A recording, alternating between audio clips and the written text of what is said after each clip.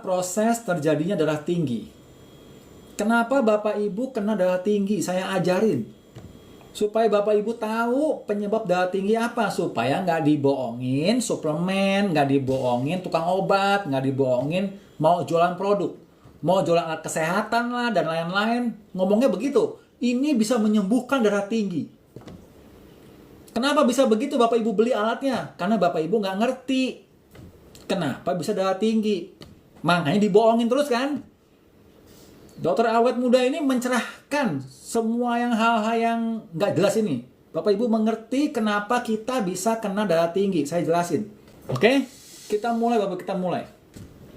Bab yang pertama, kita akan mulai definisi darah tinggi. Darah tinggi itu apa sih Pak Dokter? Apa itu darah tinggi? Definisi darah tinggi adalah, menurut dokter awet muda, adalah adaptasi tubuh karena kekurangan oksigen dan nutrisi. Saya ulang Bapak Ibu, tolong didengarkan kupingnya, jangan ditanya-tanya. Halo Bapak Ibu masih tanya-tanya. Jangan ditanya-tanya, saya nggak baca. Dengar kupingnya, kupingnya didengar semua. Bapak Ibu masuk sini, kuping jangan ditinggal di tempelan kulkas ya. Semua kuping di tempelan kulkas, tolong diambil, ditempel di kupingnya dulu. Jangan ditanya-tanya. Nanti nggak denger. Kalau nggak denger salah kaprah dah. Ampun dah. Disuruh jangan tanya-tanya. Anu dipin gimana? Ya, jangan ditanya-tanya. Ditap-tap aja layarnya Bu. Supaya itu kan sama di-share. Udah cuma 2 aja. Saya lagi menjelaskan ditanya gimana ceritanya. Oke, darah tinggi itu adalah adaptasi tubuh karena kekurangan oksigen dan nutrisi. Jadi kalau ada bagian tubuh kekurangan oksigen atau nutrisi, jantung beradaptasi mompa lebih kencang. Jantung mompa lebih kencang, tekanan pembuluh darah naik. Namanya darah tinggi. Wajar. Bapak Ibu kena darah tinggi itu wajar. Karena ada bagian tubuh Bapak Ibu yang tidak dapat oksigen. Sehingga jantungnya mompa lebih kencang. Jantung mompa lebih kencang, tekanan darah naik. Wajar. Jadi darah tinggi itu bukan penyakit. Saya ulang. Bapak Ibu mungkin kupingnya nggak pasang, oke? Darah tinggi itu bukan penyakit. Dia itu adaptasi tubuh karena kekurangan oksigen dan nutrisi. Contoh, saya kasih contoh yang gampang ini. Orang medis pasti sering lihat ini. Orang medis pasti sering nemuin ini. Ya, misalnya orang kena stroke. Stroke itu apa? Ada bagian di otak yang tidak dapat oksigen. Kenapa nggak dapat oksigen? Bisa karena pembuluh darahnya mampet, iskemik. Bisa karena pembuluh darahnya pecah, hemoragik. Ya, kalau dia mampet, otomatis nggak dapat oksigen. Kalau dia pecah, darahnya itu membikin otak kita otak kita terdesak sehingga nggak dapat oksigen. Ya, kalau Bapak Ibu kena stroke, iskemik walaupun hemoragik, itu otaknya tidak dapat oksigen. Sehingga apa? Jantungnya beradaptasi. Bagaimana cara jantung beradaptasi untuk suplai oksigen ke otak ini? Caranya dengan mompa lebih kenceng sehingga tekanan darah naik. Bapak Ibu kalau saudaranya atau Bapak Ibu dulu kena stroke, pasti tekanan darah Bapak Ibu naik. Pasti. Kenapa? Adaptasi tubuh karena kekurangan oksigen. Gampang. Saya menjelaskan darah tinggi proses sebabnya cuma 2 menit. Selesai. Ada orang sekolah kedokteran 8 tahun, dokter umum, plus 4 tahun spesialis 12 tahun, darah tinggi nggak kelar-kelar coba. Siapa di sini Bapak Ibu yang kena darah tinggi, berobat bertahun-tahun, berbulan-bulan, bertahun-tahun, nggak kelar-kelar? Masih minum obat darah tinggi, coba. Kenapa bisa begitu? Karena yang diobatinnya ngaco. Makanya darah tinggi nggak kelar-kelar. Penyebabnya apa? Penyebab darah tinggi apa? Ada sumbatan sehingga otaknya nggak dapat oksigen. Ngobatinnya gimana ngobatinnya? Ngobatinnya dengan nurunin jantungnya supaya tensi normal. Aneh kan Bapak Ibu? Nih, saya kasih visualisasi ya. Saya kasih visualisasi ini pengobatan darah tinggi medis ngaco semua. Oke? Gampang. Ini ceritanya jantung. Ini ceritanya jantung, ini pembuluh darah. Ini ceritanya ini adalah ginjal. Oke, ini jantung, pembuluh darah, ginjal. Oke? Jantung kan mompa darah Bapak Ibu. Jantung kan mompa darah. Isinya apa? Isinya adalah oksigen, isinya nutrisi masuk ke ginjal. Ya. Suatu ketika di pembuluh darah yang ini nih sebelum masuk ginjal terjadi sumbatan kayak begini. Di sini sebelum masuk ke ginjal terjadi sumbatan kayak begini. Sehingga apa? Sehingga oksigen masuk ke ginjal turun. Nutrisi masuk ke ginjal turun. Kenapa bisa turun? Ada sumbatan kayak begini di sini. Terus gimana? Ginjal protes sama otak. Woi otak, bantuin gua dong. Kenapa ya ginjal? Ini kemarin-kemarin oksigen banyak. Kemarin-kemarin oksigen banyak. Nutrisi banyak masuk ke ginjal, ke aneh. Kok sekarang ini oksigen turun? Nutrisi turun. Lu tolong bantuin jantung dong. Tolong bilangin jantung mompa lebih kenceng.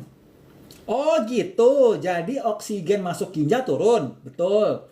Nutrisi masuk ginjal turun, betul. Oke deh, nanti aneh bilangin sama jantung. Makasih ya otak. Otak ngomong sama jantung kan? Permisi jantung. Kenapa?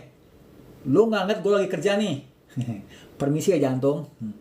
Ini, gue mau ngasih tahu aja. Ngasih tahu apa ya? Si ginjal katanya sekarang ini kurang dapat oksigen. Oh gitu. Kurang dapat nutrisi masuk ke ginjal. Jadi lu tolong bantuin dong mompa lebih kenceng. Oh gitu. Jadi gua mompa kurang kenceng nih. Bilangin sama ginjal, gua beresin. Gitu ya. Kata jantung kayak begitu kan. Akhirnya apa? Akhirnya jantung mompa lebih kencang.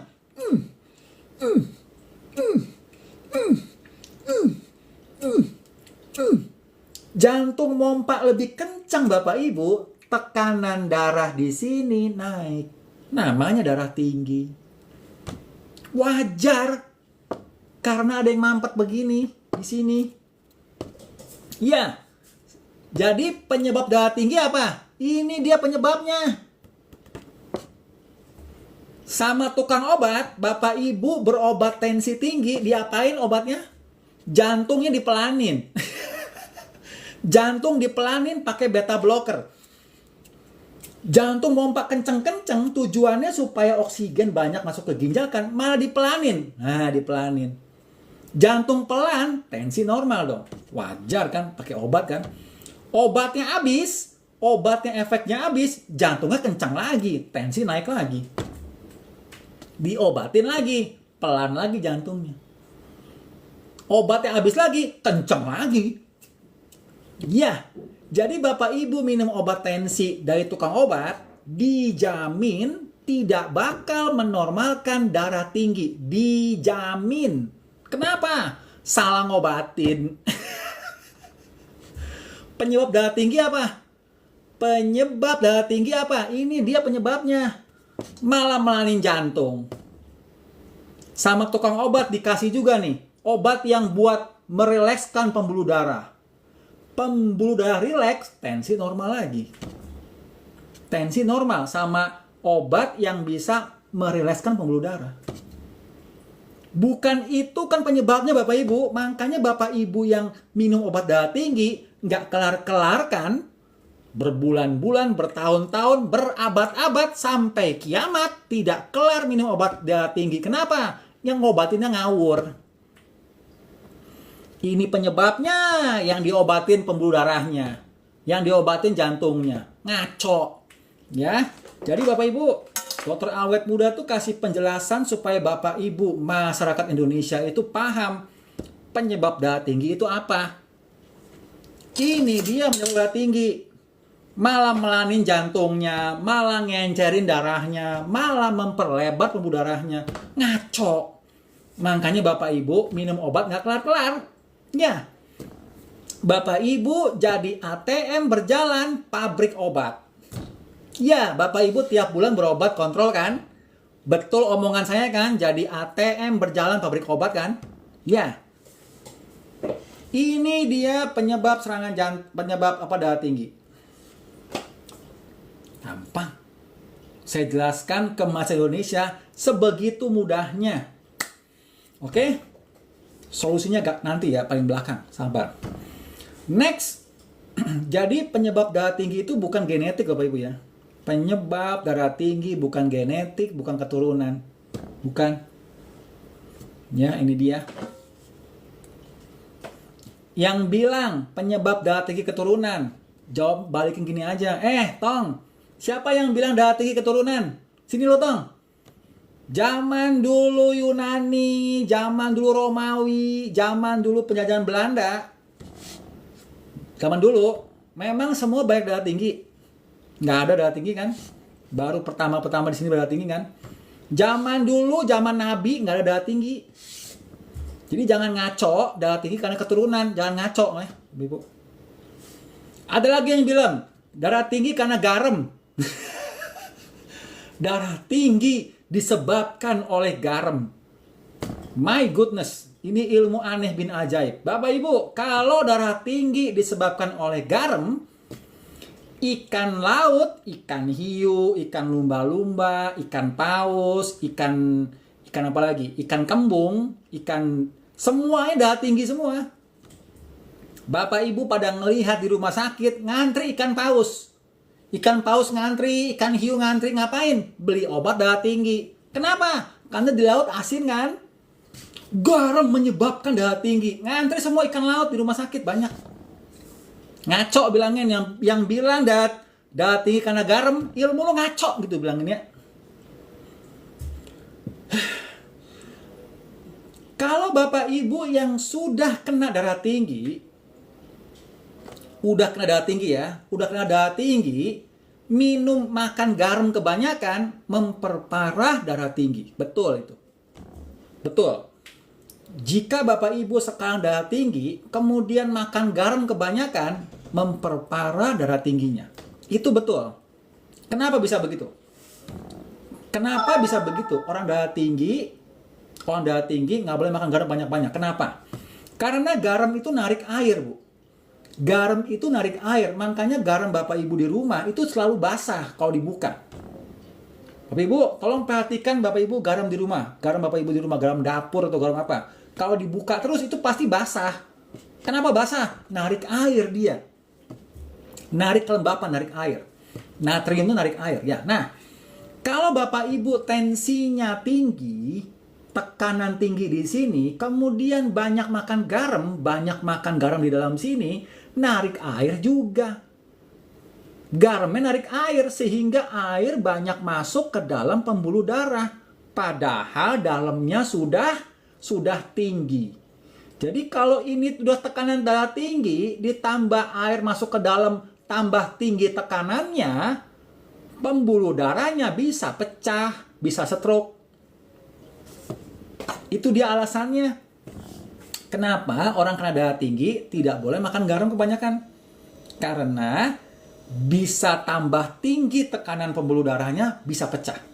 Ya itu dia alasannya. Tapi pembuluh darah tekanan tinggi bukan disebabkan oleh garam.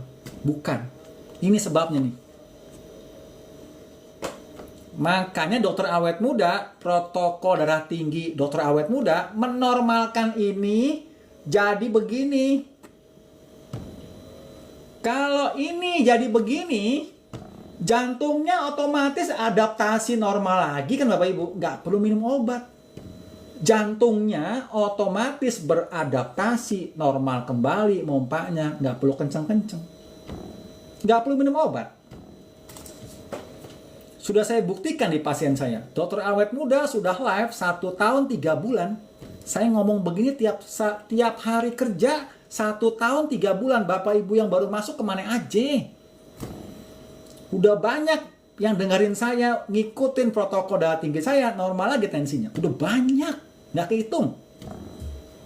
Sekarang saya tanya, profesor mana, spesialis mana yang bisa menormalkan lagi darah tinggi? Saya tanya siapa orangnya? Saya mau selamatin. Nggak ada kan?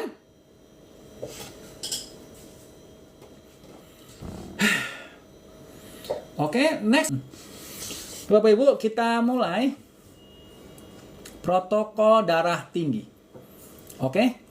Yang pertama, protokol darah tinggi dokter awet muda yang pertama adalah tidak makan atau minum manis lagi.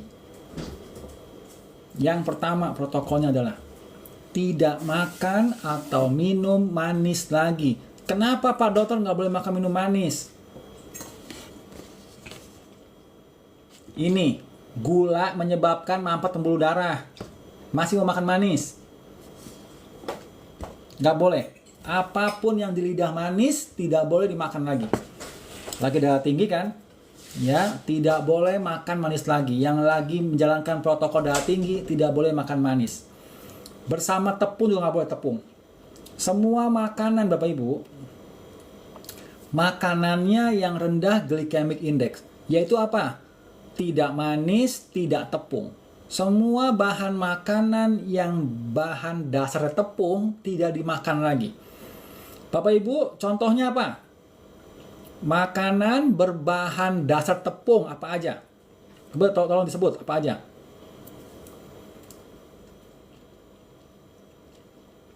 Mie instan. Apalagi? Roti, madu, bakso, cake. Apalagi? Bakwan, siomay. Apalagi? Gorengan, yes. Nugget. Apalagi Bapak Ibu? Combro, ya combro juga ada. Siomay, biskuit, onde-onde. Saya kan nggak darah tinggi, boleh onde-onde ya Bapak Ibu. Martabak dan lain-lain ya Bapak Ibu, itu nggak boleh dimakan ya. Kenapa? Karena menaikkan gula darah. Walaupun tepung itu rasanya tidak manis, dia menaikkan gula darah sehingga sama aja makan manis. Ya, buah apalagi? Buah itu isinya gula, Bu. Belum tahu ya Bu, gula isinya gula ya. Ya, jadi Bapak Ibu gampang dipahami. Semua yang di lidah manis, madu, kurma, apalagi buah, tidak dimakan dulu karena lagi program darah tinggi. Oke, tidak boleh dulu. Oke. Nanti ada yang bilang gini, Dok, agama bilang suruh makan kurma habis berbuka karena itu sesuai dengan ajaran agama. Saya balikin begini, Bu, kurma zaman Nabi sama kurma zaman now itu berbeda. Berbeda apa? Pohonnya disuntik gula, kurma lebih manis, belum direndam gula. Jadi berbeda ya Bu. Saya nggak bilang Bapak Ibu nggak mesti makan kurma ya, nggak, bukan. Saya bilang kalau Bapak Ibu lagi menjalankan protokol darah tinggi, kurma tidak boleh dimakan. Itu penjelasan saya. Jangan diplasat-plasatin nih pas ini. Dokter awet muda bilang berbuka puasa nggak boleh makan kurma. Apalah, bukan begitu. Bapak Ibu lagi protokol darah tinggi, tidak boleh makan kurma, nggak boleh makan madu, minum madu nggak boleh. Pokoknya yang di lidah manis tidak boleh dimakan. Apapun itu nggak boleh. Oke, makannya yang rendah glycemic index, rendah glycemic index. Apa aja? Google. Silakan Google makanan rendah glycemic index. Itu ada beras hitam, ya, kemudian buahnya alpukat. Alpukat itu nggak manis kan? Boleh dimakan. Yang lain Google coba. Makanan rendah glycemic index, enter, keluar di Google. Ya silakan Google Bapak Ibu. Oke, itu dia makan ya Bapak Ibu ya. Nomor 2 protokolnya adalah Bapak Ibu suplementasi vitamin K2. Bapak Ibu suplementasi vitamin K2. Kenapa orang kena darah tinggi disuruh minum suplementasi vitamin K2?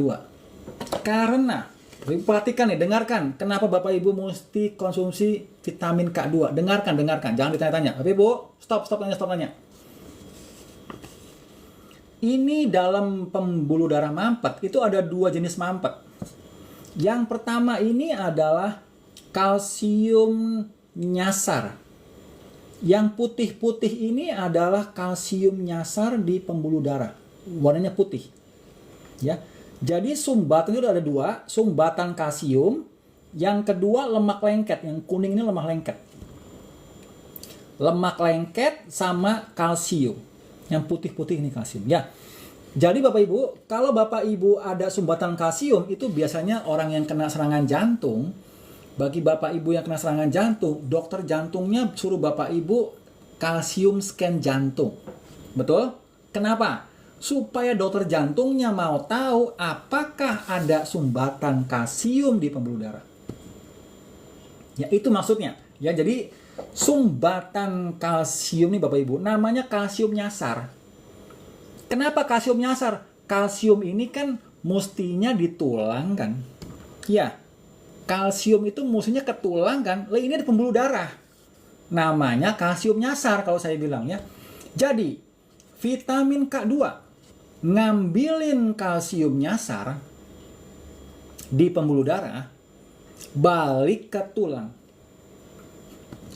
Bikin pembuluh darah bersih dari kalsium dan tulang kuat. Jadi cocok juga buat Bapak Ibu yang osteoporosis, ibu-ibu osteoporosis. Ya, cocok. Memperkuat tulang. Vitamin K2. Ya, bukan kalsium, ya. Vitamin K2 yang memperkuat tulang, bukan kalsium. Oke. Dari mana lagi, Dok? Apa namanya? Buat apa lagi vitamin K2? Buat Bapak Ibu yang dengkulnya ada pengapuran. Dengkul Bapak Ibu ada pengapuran, itu ada nongol kalsium. Kalsium nyasar nongol di dengkul, sehingga nyenggol-nyenggol sendinya sakit. Dengkul Ibu sakit. Kenapa? Ada tongolan tulang di sendi. Sakit lah pasti, ya. Jadi gimana caranya nih? Minum vitamin K2, suplemen K2, ambilin kalsium di sendi.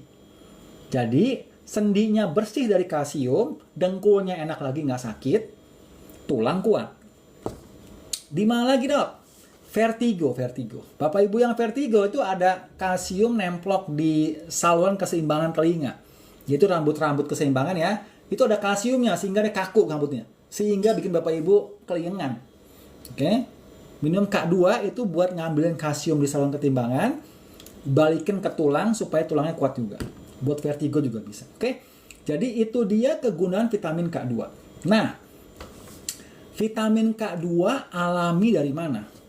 Yang alami vitamin K2 itu dari fermentasi kol.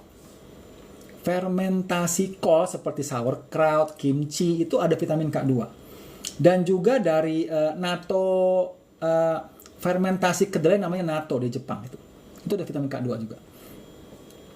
Yaitu dimakan tiap hari kalau Bapak Ibu mau makan yang alami. Kalau mau makan yang suplemen, Bapak Ibu suplementasi namanya D3K2. Kalau dalam bentuk suplemen Bapak Ibu, suplemennya saran saya adalah bukan vitamin K2 aja ya, tapi D3K2. Sekalian sama vitamin D, sekalian sama vitamin K2. Dosisnya, untuk Bapak Ibu yang milih pakai suplemen, dosisnya adalah 20.000 unit sekaligus setelah sarapan pagi. Itu minumnya. Dosisnya. Bagi Bapak Ibu yang kena darah tinggi, dosis vitamin D3K2 yang buat darah tinggi ya, 20.000 unit setelah sarapan pagi sekaligus. Oke? Itu dosis vitamin K2. Nomor 3. Protokol darah tinggi nomor 3 adalah Bapak Ibu suplementasi lagi tambahan namanya natosera. Natosera atau natokinase. Kenapa? Kenapa orang kena darah tinggi disuruh minum natokinase? Kenapa? Karena natokinase melumerkan lemak lengket.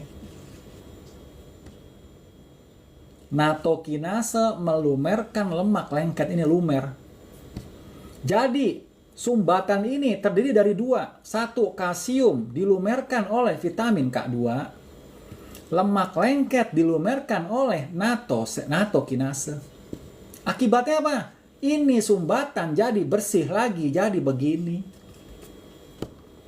Kalau sudah begini sumbatannya bersih, jantungnya beradaptasi normal kembali. Tensi Bapak Ibu normal lagi. Nggak perlu minum obat lagi. Karena penyebab darah tingginya sudah hilang. Jantungnya beradaptasi, mompa lebih pelan. Tensi Bapak Ibu normal lagi.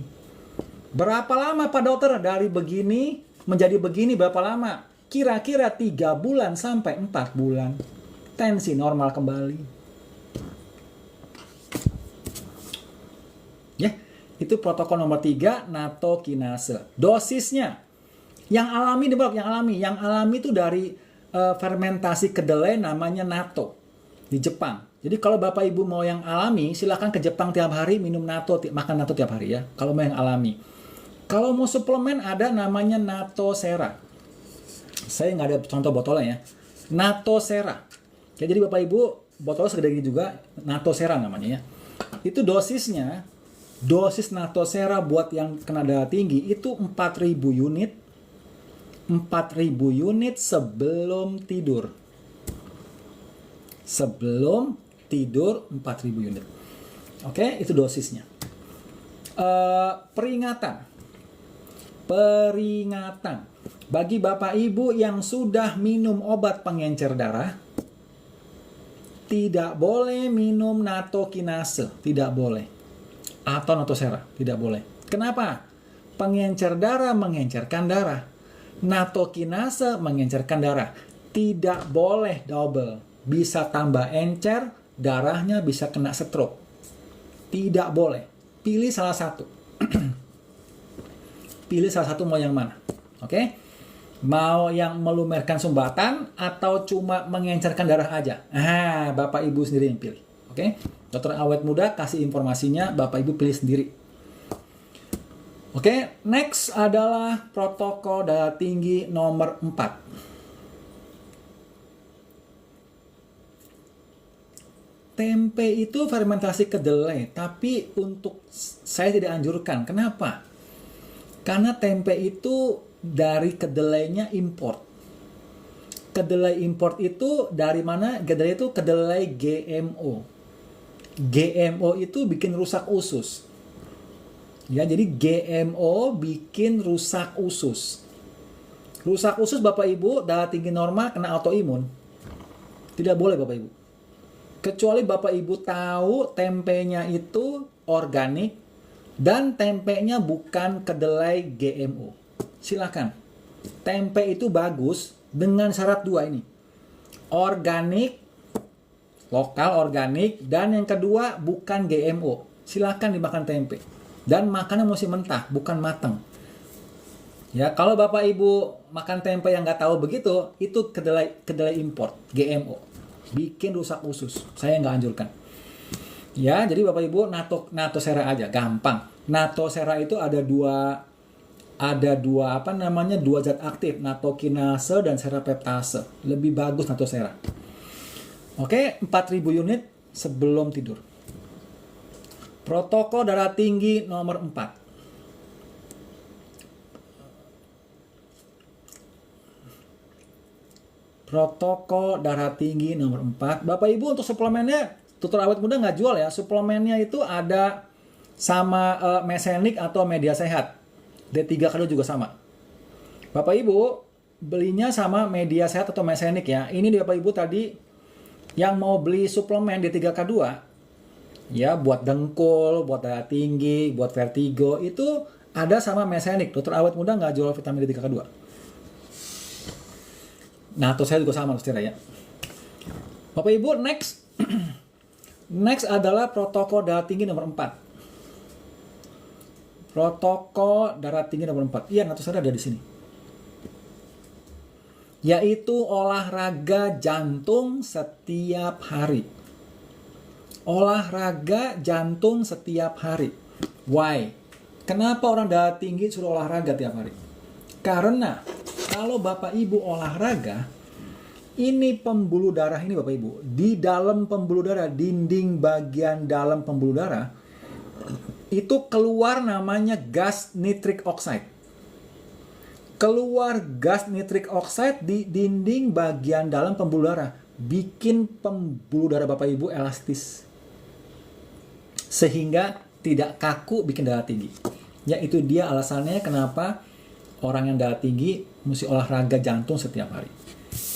Ya, sekarang pertanyaan lagi, Dok, apakah kalau sedang menjalankan protokol darah tinggi, obat tensi diminum? Jawabannya diminum, wajib. Kenapa bisa begitu, Dok? Bukannya protokol darah tinggi menormalkan darah tinggi? Betul. Protokol darah tinggi itu menormalkan darah tinggi, betul. Tapi pakai proses lama, Pak. Berapa lama prosesnya? 3-4 bulan, saya bilang tadi kan. Untuk menormalkan tensi sekarang juga, waktu detik ini juga tensi dinormalkan, itu pakai obat. Bukan pakai protokol. Protokol darah tinggi Dokter Awet Muda ini bikin Bapak Ibu sehat. Dari ada begini, penyebab darah tinggi, jadi begini dalam 3 bulan. Tensinya normal lagi.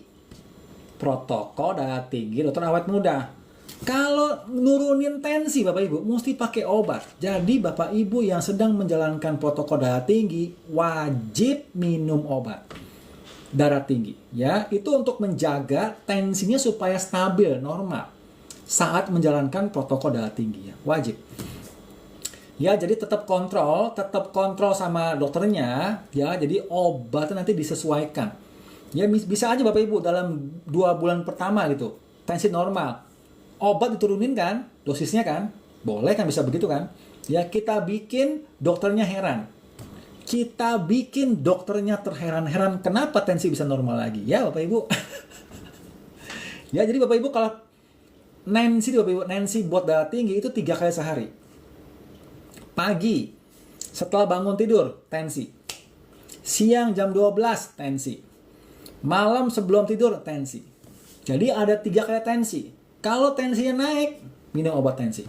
Tensinya nggak naik, nggak usah minum obat tensi. Gitu gampang, Bu. Ya, itu dia jawabannya. Oke, next nomor 5. Protokol darah tinggi nomor 5 adalah, ini yang terbaru Bapak Ibu ya. Jadi darah tinggi itu bisa disebabkan oleh suatu zat namanya homocysteine. Homocysteine Bapak Ibu, itu kalau tinggi itu bisa mengiritasi dinding bagian dalam pembuluh darah sehingga pembuluh darah kita kencang terus begini. Kencang terus itu tensinya tinggi. Ya, tensinya tinggi. Nah, penyebab homocysteine naik itu apa? Karena kekurangan enzim namanya vitamin, namanya protein, namanya trimethylglycine, TMG. Kekurangan TMG sehingga Bapak Ibu homocysteine naik, mengiritasi pembuluh darah sehingga tekanan tinggi. Ya, biasanya orang yang homocysteine naik itu tensinya nggak tinggi-tinggi amat seperti orang yang kena mampet begini ya. Kalau orang yang ada mampet begini tensi sampai 180, 170 gitu ya, 160 lah, 190 bahkan, 200 kadang ya, kalau ada sumbatan. Tapi kalau yang homocysteine naik, itu paling 150-an, 145, 140 dia. Ya, jadi tensinya naik, cuma nggak begitu tinggi. Itu yang biasanya homocysteine naik. Ya, jadi nomor 5. Nomor 5 protokol darah tinggi yang terbaru adalah Bapak Ibu suplementasi namanya TMG. Trimethylglycine. Trimethylglycine, TMG. Ya, silahkan suplementasi TMG itu buat menurunkan homocysteine. Jadi Bapak Ibu silahkan tes dulu apakah homocysteine Bapak Ibu tinggi. Kalau tinggi, TMG aja, Bang. TMG. Ini biasanya tensi yang nggak begitu tinggi, 150, 145, 140 biasanya. Perlu TMG, oke? Itu juga biasanya karena ada mutasi genetik namanya gen MTHFR, itu mutasi genetik sehingga metabolisme homocysteine nggak lengkap. Jadi selain nomor 5 suplementasi TMG, Bapak Ibu juga suplementasi namanya vitamin B12 dan folat metilasi. Itu buat ekspresi gen mutasi tadi MTHFR dimatikan, dinonaktifkan sama vitamin B12 dan folat metilasi. Itu ada di protokol gangguan kecemasan tuh. Ya, sama. Kalau Bapak Ibu gangguan kecemasan itu biasanya ada gen yang mutasi yaitu MTHFR dan metabolisme homocysteine terganggu sehingga homocysteine naik, bikin darah tinggi juga. Ya, jadi ada 2 vitamin nomor 5. Vitaminnya adalah TMG, trimethylglycine. Yang kedua adalah vitamin B12 dan folat metilasi. Ini untuk menurunkan homocysteine. Oke Bapak Ibu, silakan itu dia protokol darah tinggi dokter awet muda. Berapa lama dok tensi turun lagi? 3-4 bulan. Oke, silakan.